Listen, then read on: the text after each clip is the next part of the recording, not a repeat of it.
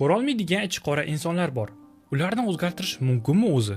Bilmadim-u, unaqalarda shajarasi shunaqa bo'lib kelgan. Ularga ketkazgan vaqt uvol bo'ladi. Bitta she'ram bor-ku, o'zgalarning yutug'ini ko'rib, hasaddan yuragi poralar. O'zi yemas, o'zgaga bermas, salom sizga ichi qoralar. Hech qachon to'xtamang chaynashdan, g'iybat o'chog'ida qaynashdan, to'xtamang yomonlab sayrashdan, gazni bosing chiqoralar. Omad kulib boqsa bizlarga, alam qilyaptimi sizlarga? Davleniy ham oshib 200larga, battar bo'ling chiqoralar. Kovlashda eng zo'r o'zingizda, sehrli cho'pchavor qo'lingizda. Bo'ldi-da endi, qo'yingizda tuzalarsiz ichi qoralar.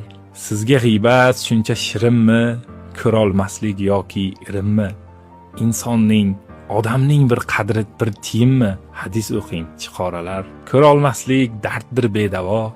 Hozir ko'p tarqalgan bu vabo. Mayli bir kun topilar davo. Yaxshi bo'ling ichi qoralar. Orqadan chaynaydi nomardlar. Yuziga aytadi chin mardlar. Burgutdan qocharlar kalxatlar. Nomardmisiz ichi qoralar? Qalbi pokka, yuragi tozaga berarkan Alloh. Ko'rolmaslik bu katta gunoh.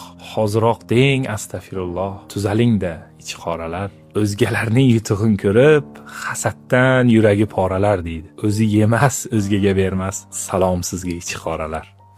Ichi qoralarni tuzatishni bilmadim. Ular hasad qilgani bilan o'zidan boshqa hech kimga zarar yetkaza olmaydi. Faqat o'ziga ziyon.